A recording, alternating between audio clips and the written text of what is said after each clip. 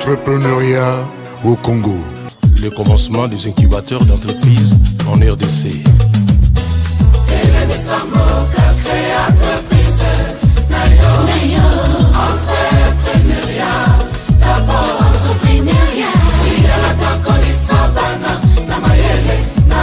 Komibenga lisusu te chômeur kobanda nyonso wana tozoluka na mboka entreprise babeding na bamboka nyonso ezalaka ya leta te deveno des entrepreneurs. Jésus Noël. Bienvenue à ce nouveau numéro du magazine de l'entrepreneuriat. Je sais que vous êtes nombreux de partout dans la ville portée de Matadi, aux amis, na commune de Matadi, commune de Vuzi, commune de Nzanza, Bambote na Bino, mais pas une seule aux amis. Vous allez juste pour rappeler Bino déjà que le magazine Bino Bolunagami, il y a entrepreneuriat, il y a Moïse Banda. Vous allez en direct, il y a chaîne nationale à la Congo central, la ville portière de Matadi. C'est toujours votre présentateur, Dio Gracias Mwaka, où il y a un plateau. Mais comme d'habitude, souvent, tu partages un sujet, il y a chaque numéro, il y a un magazine à Bisso. N'est-ce pas mon collègue l'autre, tu as Bisso Mokote, tu as maître formateur Jean-Marc Tchakala, où il y a un Bisso na plateau, sur place, à qui je dis déjà bonsoir, cher maître. Bonsoir, monsieur le journaliste Deo Bonzo Mwaka. Merci beaucoup, maître. Je suis très heureux d'avoir embarqué dans le plateau de Bisso Mokote. Merci, merci. Voilà, très chers téléspectateurs, et lui qui va entreprendre déjà vous comprendre, maître Azali, maître formateur, il y a formation à l'initiative personnelle. Je crois même la fois passée, tout le monde a quelques, je crois, les trois premiers modules automatique un peu décortiqués. Mais dans la semaine, je crois que le Bélanako est allé point culminant de la formation à l'initiative personnelle. Les alliés étape importante parce que ils ont fait sa synthèse de la formation nyonso.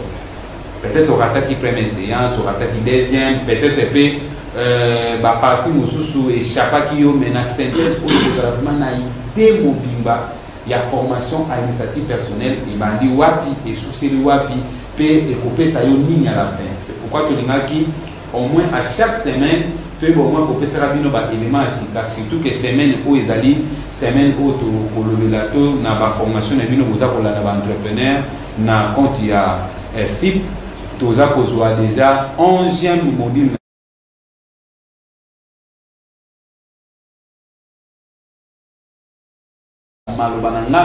il y a maître formateur il y a un peu ko décortiquer biso 11e module na biso. Je crois que tu as un peu ba ko zoa mai oyantina auto ba ko bomba. Voilà, cher maître de Pessio Maloba. Merci beaucoup, cher Deo, et je suis très honoré dans ce pays mingi pour l'invitation à Yo Lisusu. Toujours entrepreneuriat, mais Nicolo toujours la formation à l'initiative personnelle, la CIP, formation à l'initiative personnelle. Oyo, ils ont fait ça et pas ma maman en faveur des femmes micro-entrepreneurs dans plusieurs villes. Mais nous parlons de la ville de Matadi. Tobanda qui depuis le 26 mars, si je ne m'abuse pas, Tobanda qui déjà en premier module, chaque semaine, tu peux faire un module moko moko. Alors, Tobanda qui na module à Liboso, Oyo, Tobengi introduction à l'initiative personnelle. Kunande, to la Kisaki, parce que il faut dire d'abord que formation à l'initiative personnelle, ça c'est divisé en 12 modules. Alors, tu as module moko moko chaque semaine, tu peux faire un module moko moko. Et module wana, maman balandango une fois la semaine. Chaque groupe va y avoir kaka module wana pendant une semaine. Tu ici. Alors, de quoi est-ce que nous avons parlé au premier module? Dans le premier module, tu as qui m'a initiative personnelle. Formation à l'initiative personnelle, c'est quoi? Dans le module wana nde tu yekola. Le logo oya motuya toyekolaki na module wana ezali les trois piliers de l'initiative personnelle. Mais je pense qu'il faut commencer par dire c'est quoi l'initiative personnelle. Une initiative personnelle eza oyo bazobenga kozwa mokano to kobanda likambo yo moko batindika yo te ozwa initiative o se lancer na domaine ya ba affaire eza likanisi na yo moko o se lancer eza te ke omoni monsieur Deo abandi émission ya entrepreneuriat yo pe ngape fona sala émission ya entrepreneuriat po ezosimba te il faut mutu na mutu azala na likanisi na ye moko oyo akoki kosala eloko moko oyo kopermettre ye a créer entreprise pe ekende liboso. Alors initiative personnelle ezaka na domaine pe ya ba entreprise kaka te ezali un mode de vie pardon oyo ezosala ke soki ozwi comportement wana okoyeba kotambola malamu. Alors maintenant, l'initiative personnelle est soutenue dans 3 piliers. Ndenge tolobaka na Congo central makuku matatu. Donc ils appellent dans 3 piliers où ils ont soutenu l'initiative personnelle. Toza na déclenchement individuel, toza na orientation vers l'avenir, puis toza na la persévérance à surmonter des obstacles. C'est comme ça que l'initiative personnelle est vraiment soutenue. Donc ce sont les éléments essentiels. Peut-être il faut maintenant parler des détails un peu dans chaque... Même dans moi, pousser. Déclenchement individuel, il y a un autodémarrage. Il faut c'est ça le déclenchement individuel. C'est-à-dire, au moins une voiture, tant que vous voiture, démarrer par la non. Ce qui est comme tindika c'est que comme un problème. Donc tant que vous démarrer, c'est ça le déclenchement individuel. C'est-à-dire quand vous avez une idée, allez-y directement sans qu'on les demande, sans qu'ils ne prennent beaucoup de temps à réfléchir. Allez-y. Ça c'est le déclenchement individuel. Faire les choses et puis le déclenchement individuel est allé dans comportement proactif, dans comportement réactif. Alors comportement proactif yango esala ke mutu abanda likambo sans que batindika ye.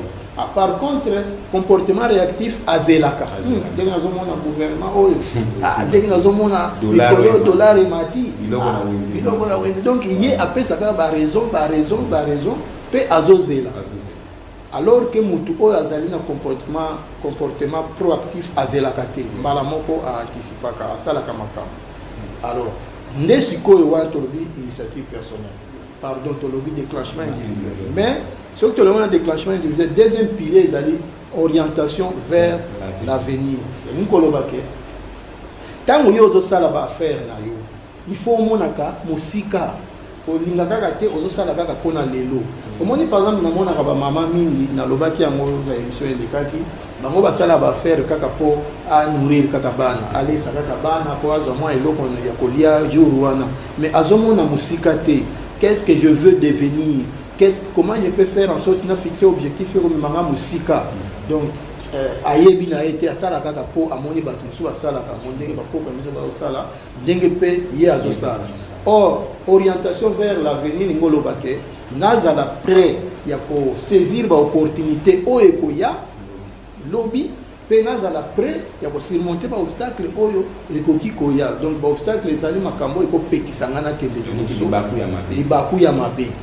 Voilà. C'est ça l'orientation vers l'avenir. Peut-être l'exemple que vous posez là, comment quelqu'un peut, parce que par jour, tu vas développer étape par étape, module par module, là tu vas vraiment approfondir parce que l'autre c'est la synthèse, il y a formation. Alors, ce qui est au côté, c'est qu'on a troisième pilier,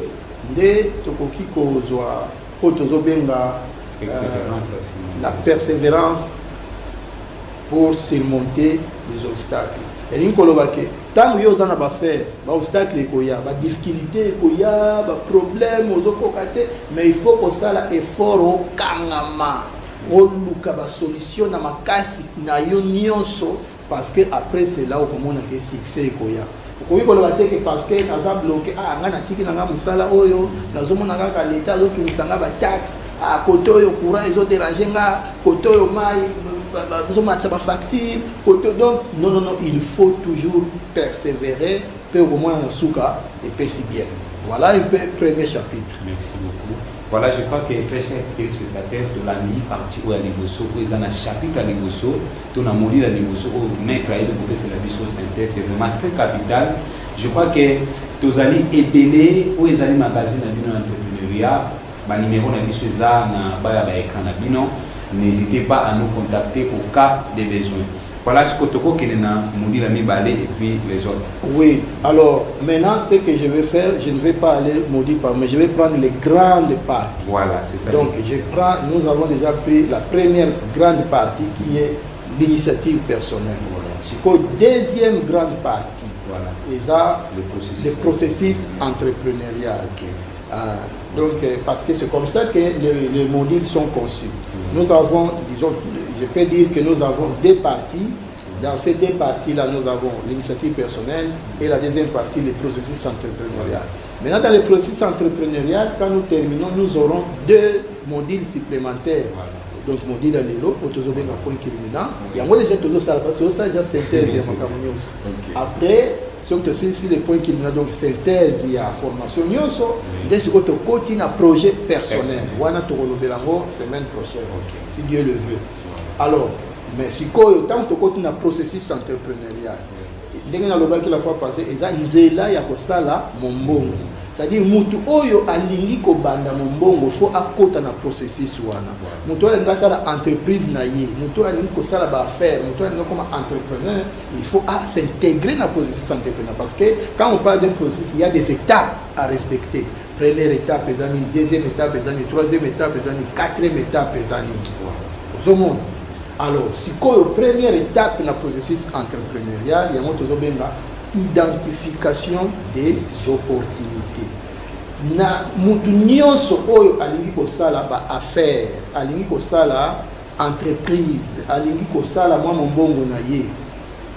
Étape liboso, même ceux qui to la dangote de manière organisée, mais na mutu tant to kantsaka to bandaka na betapo wana normalement, ti bandaka na idée.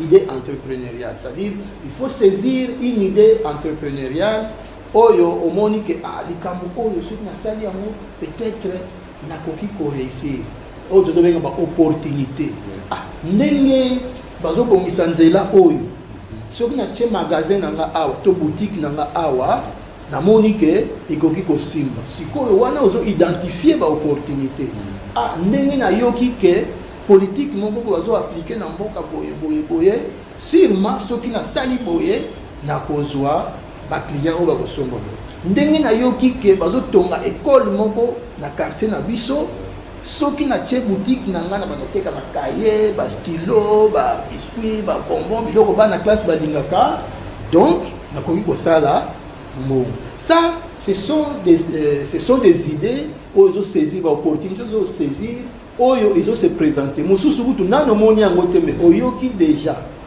voilà. Mais c'est ça. Là, vous allez continuer. Je voulais savoir, est-ce que pour identifier l'opportunité, il faut que tu as l'exemple de changement, là, est-ce que ce qui par exemple les cambo est-ce que et pour occuper l'opportunité, le problème, tout le monde qui est le coronavirus, tout le monde qui par exemple accident moko esalami kuna ou soit nenga ko lobi ke nzela moko esalami ou soit problème ou encore besoin, est-ce que na simana moko totokozwa pour opportunité? Oui, alors saisir les opportunités et ninkolo bakaka teke na makambo kaka ya malamu. OK. Et ko kozala pe likambo pe ya mabeli kama na mona kana morgue par exemple.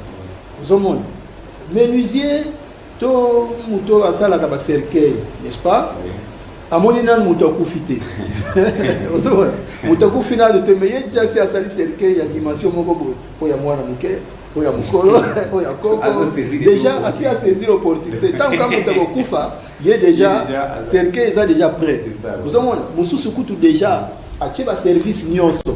Po ayebi ke mutaku kufa après ba ko na morgue so ba na morgue azana besoin bilamba ko lata azana besoin ya service oyo ya funéraire ba mutuka eko mema eko bisaye ba ko lela matanga il faut ça là il faut décorer il faut donc toute une série d'activités et les gens saisissent ces opportunités parce qu'ils savent que beaucoup de gens meurent tant que les hommes vivront tant que la vie continue nous aurons des enfants qui vont naître et nous aurons aussi des gens qui vont mourir. Donc il faut saisir les opportunités. Mutu musolo bana bakokotama ngana sali boutique nanga magasin nanga uniquement pour baba sambana la layette. Au monde.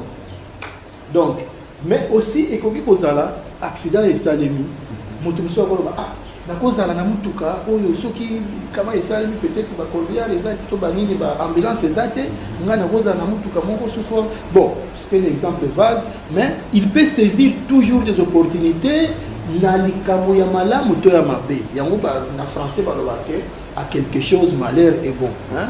Le malheur des uns, c'est le bonheur des autres. Donc, tant que vous avez que Covid, et la maladie, les autres mais les autres ne sont pas ça dans le bon. Il que se protéger, donc, cache-nez, pour un restaurant, il dit que peut-être à créer le repas emporté à domicile, conditionné dans le bureau et tout. Donc, il faut toujours, à chaque opportunité, saisir une occasion de pouvoir faire les affaires. Moi, ces garçons, c'était un opportuniste. Ce n'est pas parfois dans le mauvais sens. C'est-à-dire qu'il sait saisir les opportunités à chaque fois qu'il y a occasion. Et mon ami a saisi l'opportunité un peu à saluer à mon bon. Mais ils ont la sens à ma bête. Voilà un peu. Donc, les opportunités, bonnes ou mauvaises, des occasions bonnes ou mauvaises, vous pouvez les utiliser pour faire les affaires. Ça, on est en train de parler sur le premier chapitre, donc la première étape qui consiste à saisir les opportunités entrepreneuriales. Donc, lorsque vous voulez commencer une entreprise, vous devez toujours chercher à saisir une opportunité. Alors, et là, il y a une opportunité, c'est que tant que vous saisissez l'opportunité, vous avez tant que vous il faut que les Camerounais aient bien. Et quand vous avez les Camerounais, mais vous saisissez et là, vous apporter solution. Pour satisfaire besoin. Parce que même chaque fois il y a un problème, il faut apporter une solution. Chaque fois il y a un événement heureux, il faut apporter une solution. Un événement malheureux, apporter une solution. Mais la solution doit s'intégrer dans la logique de l'innovation. C'est ça qui est très important. Parce que tant que vous saisissez l'opportunité et que l'innovation est une opportunité, c'est que vous faites comme tout le monde. Or, un entrepreneur, la caractéristique d'un entrepreneur, c'est que c'est l'innovation. Il doit apporter l'innovation. Pourquoi les gens viendraient acheter seulement chez moi et non chez les autres? Parce que chez moi, j'ai une innovation. J'apporte quelque chose que les autres ne font pas encore. Être différent. Je suis différent des autres. C'est ça que nous avons appelé, dans la profondeur du chapitre, penser différemment. Yoko salaka kate lo lenge batu nyonso ba salaka, mais yo faut sala ezala différent de façon à s'appeler sabat.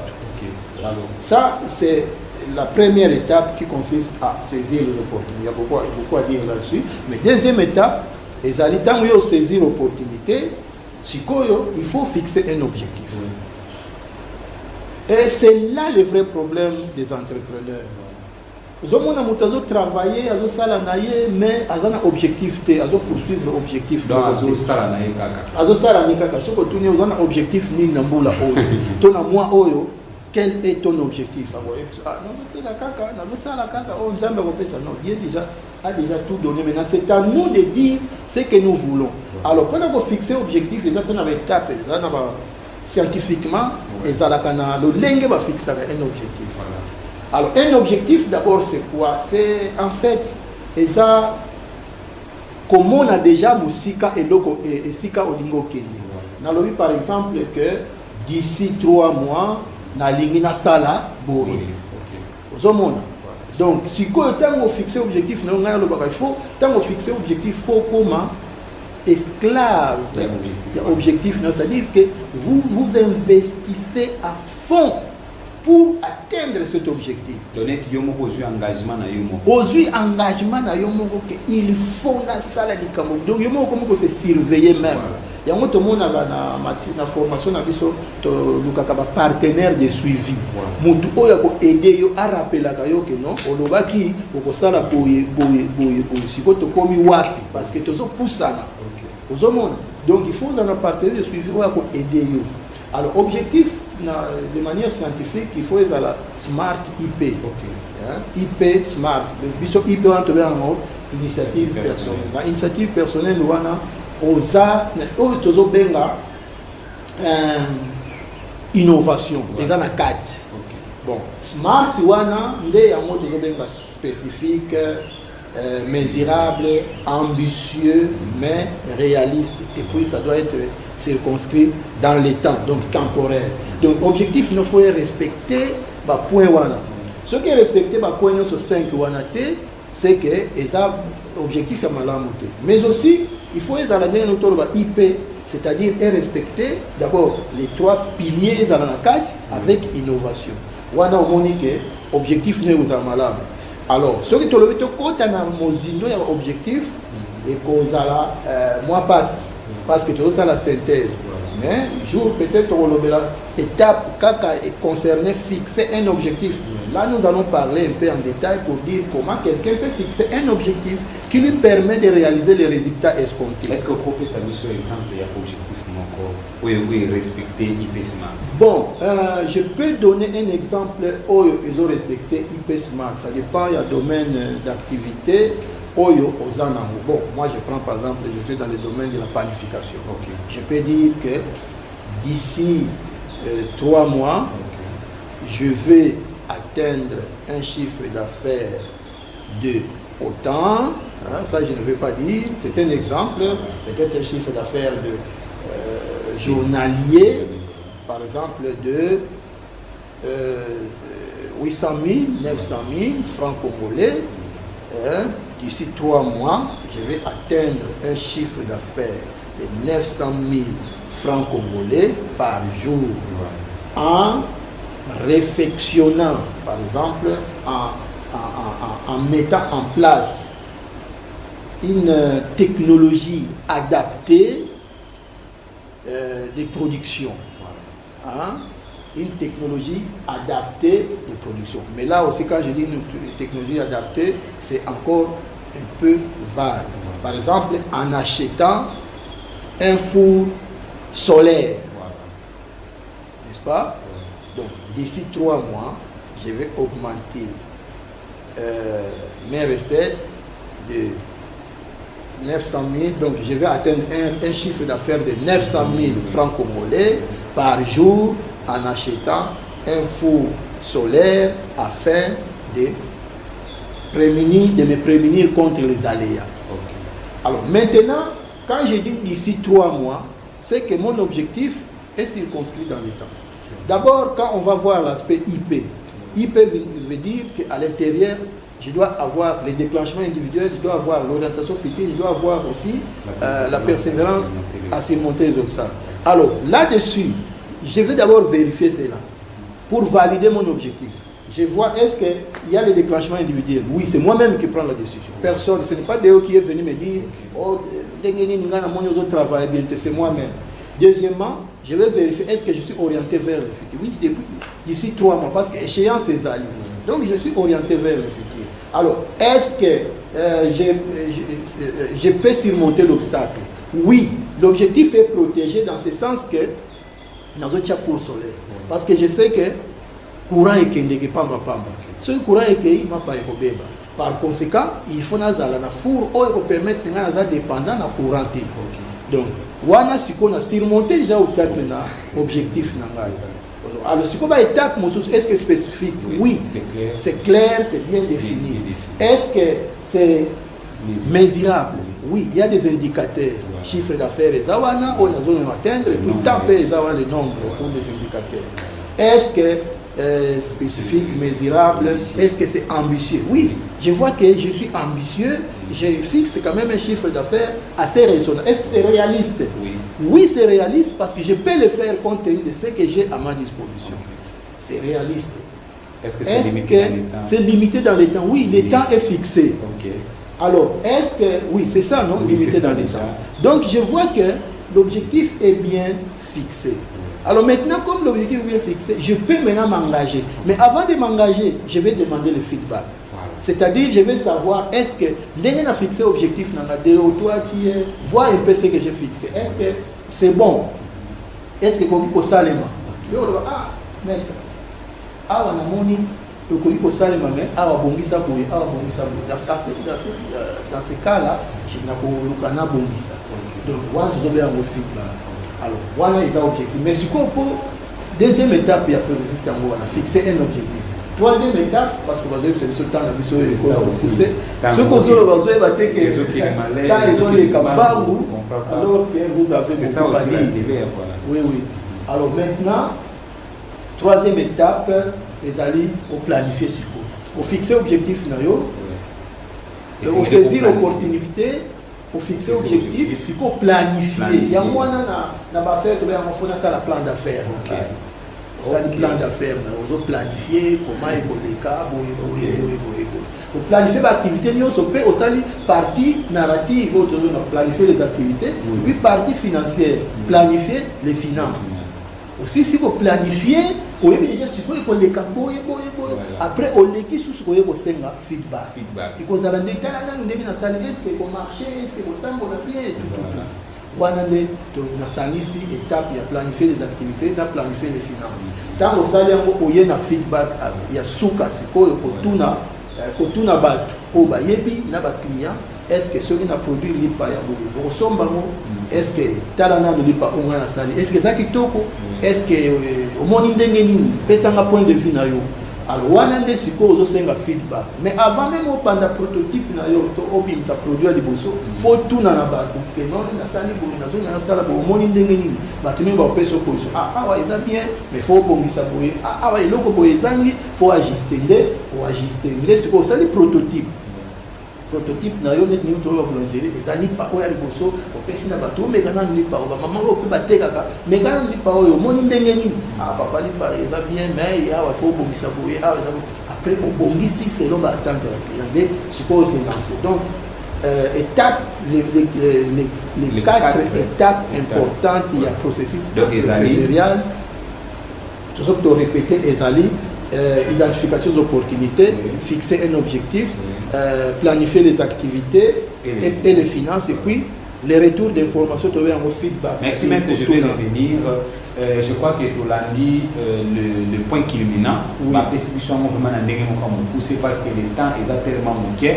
Tu comprends que vous avez vraiment posé à Kolanda, Bisso Makasi, il y a un autre qui a dit que vous n'avez pas compris. Ceux qui vont feedback, il faudra poser des questions. Oui. Aussi, des fois, il faut noter. Oui. Numéro n'hésitez pas à informer Bisso.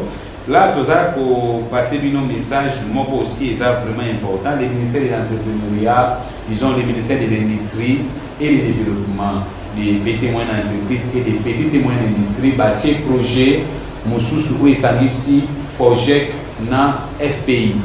Alors, les projets, c'est Vigina. Les projets Vigina, je crois que les techniciens ont balancé les pistes déjà pour nous. Merci, Idriss. On a déjà tout le monde Vigina, ils ont projet où ils ont concerné Vigana, pardon. Ils ont concerné Bilingue. Déjà, dans la fourchette, il y a 18 ans, il y a 35 ans. Bangon de bateau, batali, où ils sont concernés par rapport au projet Vigana. Alors, ils ont des conditions où ils sont mis. D'abord, il faut entreprise de Zala. À LDC, puis aux soit propriétaire ou copropriétaire à l'entreprise, il faut entreprise soit dans industrie lourde ou encore industrie semi-industrie ou encore industrie légère. Voilà un peu où ils ont poussé les critères, il faut ça plan d'affaires, aux documents légaux, où ils ont attesté que réellement l'entreprise existe. Et puis, aux recommandations, il y a un incubateur. Dès que vous avez éligible, et puis il y a une adresse email au BAPC, ceux qui auraient été Babylone Union Soana, mais adresse mail au Kézanakat, affiche mais pour plus de précisions, n'hésitez pas à nous écrire les numéros et là ou encore. Boleki na dragage na division ya entrepreneuriat. Ils ont juste un niveau de la division entrepreneuriat. Vous venez là, tu peux savoir nos précisions. Nyonso na oetali projet Vigana. C'est pour le jeune. Alors, Nenga Boza Rolanda Bisso, ça va vous aider aussi, ça va nous aider à booster notre économie. Surtout que à venir déjà, ils allaient Bino Bilenge, to Bisso Bilenge, ou Bozali Rolanda Bisso à partir ya Bandaku. Là, je vois le CD Baku Masuka Waza Kolanda Bisso à partir de Dragage, Bambo Tenao Mingi Pipa Ozali. Je vois les points focaux, il y a transforme papa Timothée bambote no pas ozali pourquoi pas ba formateur nyonso ya FIP certifié et les formateurs FOP voilà na moni maman Arlette maman Mobutu bambote na bi pas ozali pourquoi pas monsieur John na yebi ke boza kolanda biso ba maman o nyonso pe boza na ba formation to bisika o bozali déjà tokoti na 11e séance. Alors 11e séance vous allez déjà avant dernière séance tout ça aussi on a vu nous allons vraiment assidus bolembate déjà yango to komi na suka. Voilà maître peut-être un dernier mot par rapport à Mokola lelo to mbote na bae oyo okoko pesa. Merci beaucoup monsieur Deo. Liloba suka peut-être lelo to suki siwana Nicole Koya, tu vas peut-être étape par étape. Je crois que la fois prochaine, tu vas le projet personnel. Ok. Donc, module, on a module à Souka. Après, si tu es là, module par module. Oui, oui. Merci. Alors, pour cela, je veux saluer Bandeko, ma formateur FIP, bien sûr, ma formatrice FIP. Autant que vous avez mais en tout cas, na pesi nombote nyonso pe na pesi bana na ngai bote Loriane Gemine ici vainqueur na Migras et puis le dernier c'est Brian Sakala famille Sakala ba nyonso na pesi ba nombote sans oublier madame mon épouse de Flore Toko na pesi ba nombote sans oublier ba collègue nyonso ya service. Et puis, chef d'antenne transforme Awa na Congo Central, M. Timothée, sans oublier Bandekopé à FOP, autour de ça, on a la Morokaka, pour la promotion entrepreneuriat. Vraiment, on a fait ce nombre de technologies sur le Merci. Merci beaucoup, Papa Jama Ketsakala, to CPI, na réponse au PC pour l'invitation. On a dit que tous en ayant moins Mikolo, nous aussi tout que ma formation en Wizana, nous avons tout comme une souka à magazine à Bisso. To remercier l'équipe technique, nous sommes à la Bisso na régie, na moni ingénieur Idrisso, à la Bisso pour papa, responsable, nous sommes à RTNC, Oyo ba Soumaki Bisso pour tous à espace Oyo. Je tiens à remercier Binonio sur la téléspectateur Ozalaki en direct. En tout cas, soit qui t'en a bien au Bolanda Bisso, Congo ya lobby et collègue ya lelo, ceux qui to s'imprégner na moto to métier na carte entrepreneuriat, ils allaient socle à développement en Boka. Tout ça juste un peu pour rappeler que les ministères de l'entrepreneuriat et des finances va signer arrêté interministériel dans l'Italie promotion et entrepreneuriat.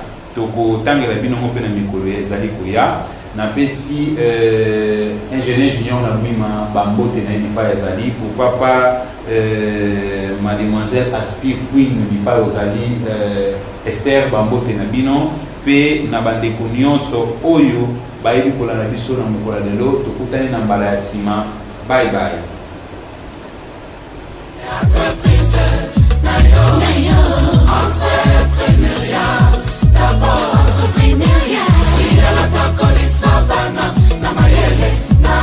komibenga lisusu te chômeur kobanda nyonso wana tozoluka na mboka Entreprise babeding na bamboka nyonso ezalaka ya leta te. Devenu des entrepreneurs. Jésus Noël